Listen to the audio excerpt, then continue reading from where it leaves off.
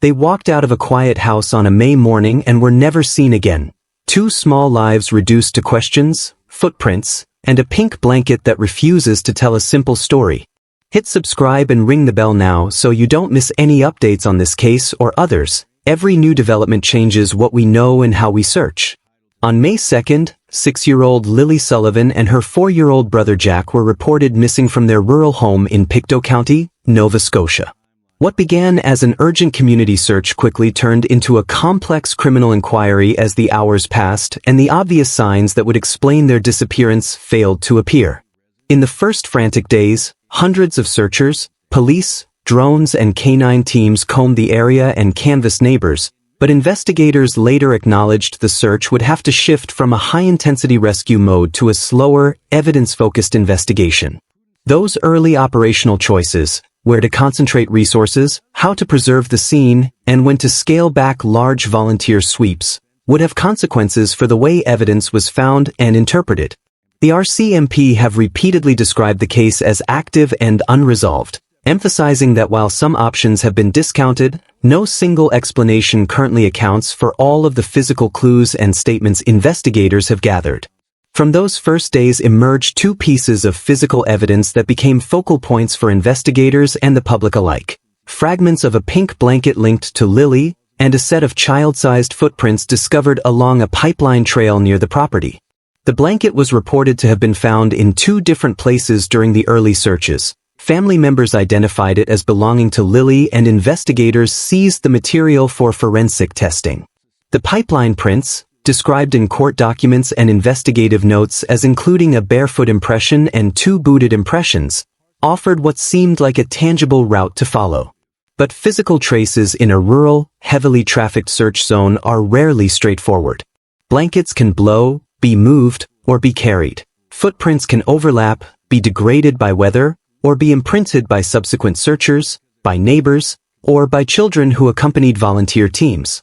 Forensic teams therefore face the twin tasks of preserving what was found while also establishing when and by whom those items were placed.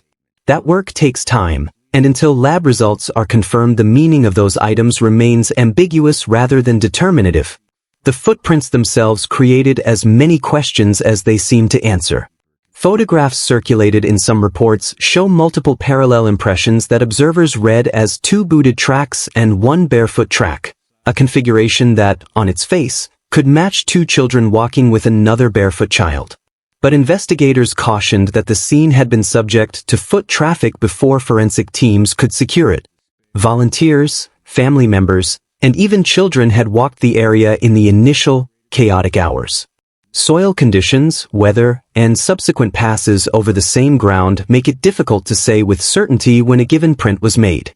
In addition, tread matching, identifying a boot tread characteristic and connecting it to a particular manufactured pattern, can point investigators toward a class of footwear, but it cannot alone place a single person at a scene without corroborating evidence. In this investigation, authorities recorded a tread marking and later noted that the pattern was consistent with a boot brand and size purchased for one of the children.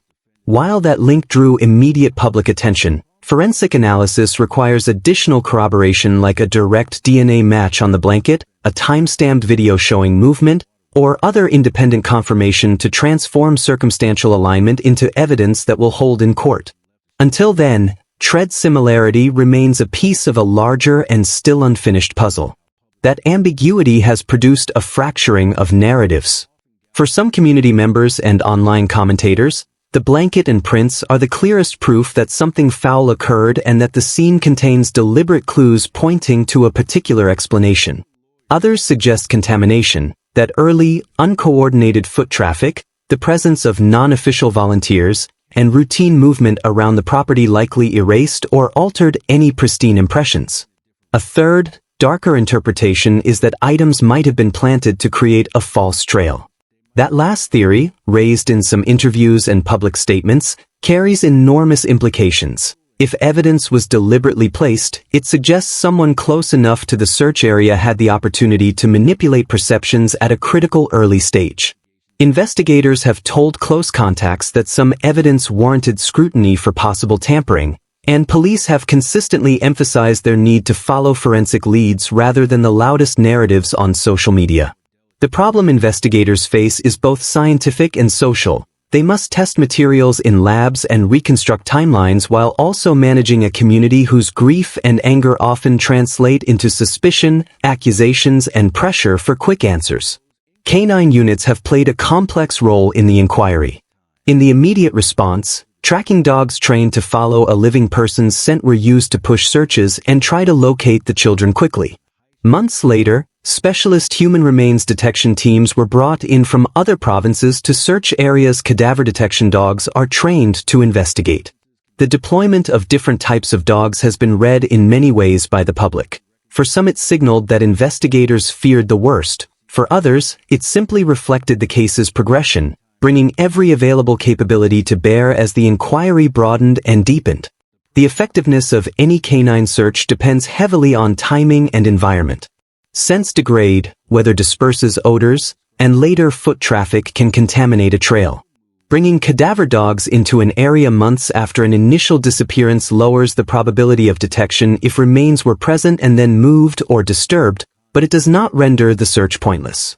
In many long-term missing persons cases, canine teams have later identified locations or materials that produced new investigative leads. The RCMP have stressed that the presence of specialized dogs is one investigatory tool among many and does not, by itself, establish a specific conclusion about the children's fate. Recent search activity, including canine deployments, has continued to produce leads investigators follow, none so far publicly confirmed as conclusive, but meaningful within the slow arc of forensic inquiry. Public speculation, on social media, in comment threads, and even in interviews, has amplified the difficulty of the investigation. The case has drawn wide attention, and while tips from the public have been valuable in many instances, an outpouring of unverified claims has also created noise that investigators must sift through.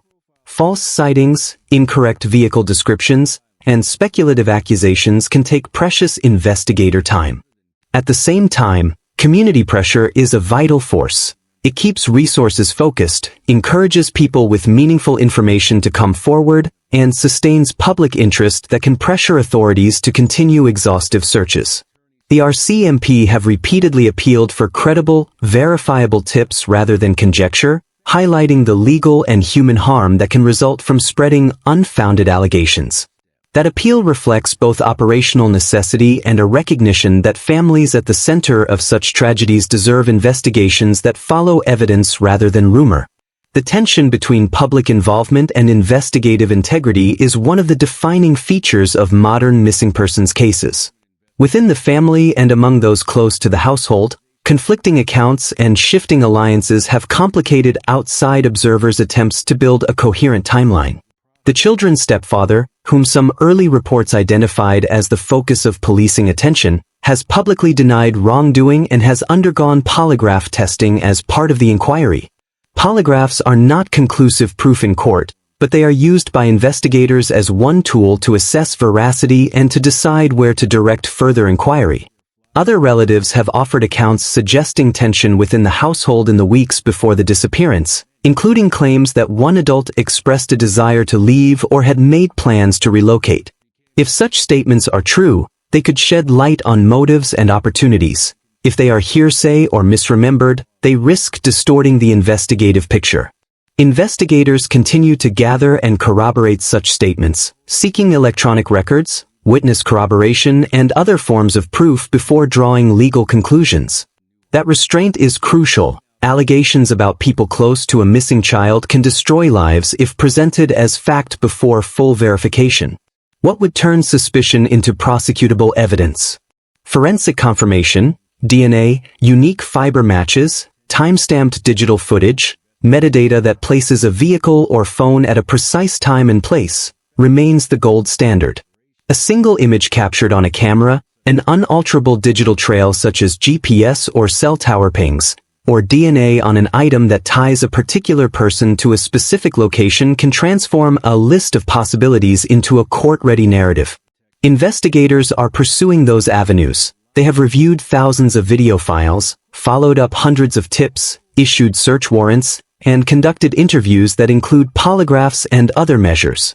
The pace of such work can be agonizingly slow for a family desperate for answers, and it's precisely that slowness, the careful preservation of chain of custody, the step-by-step validation of evidence, that ultimately produces legally defensible outcomes.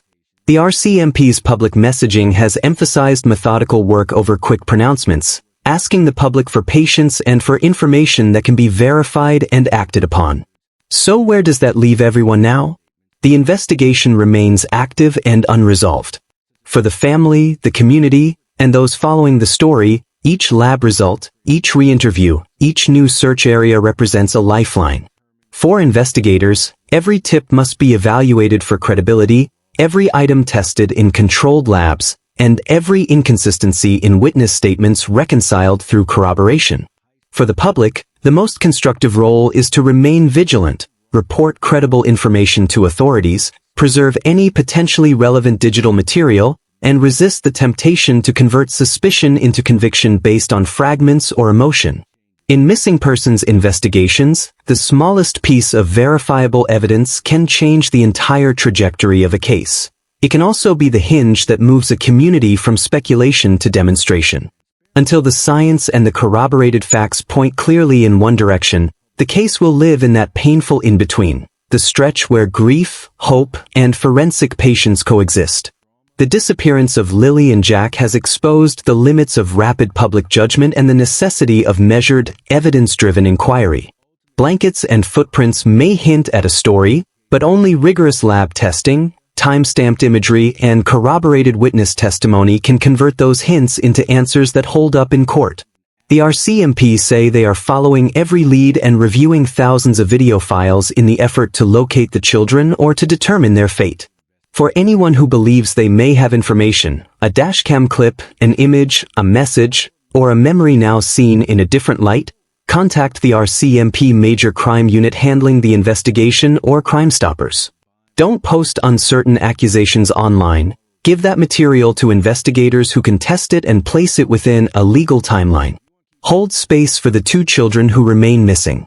Hold empathy for a family stretched thin by not knowing. And hold faith in the careful work that turns rumor into proof and loss into resolution. We will continue to follow this case and bring verified updates as investigators provide them. If you have credible information, give it to the professionals who can act on it. Your tip could be the one piece that finally answers the question every heart in Pictou County still asks. Where are Lily and Jack?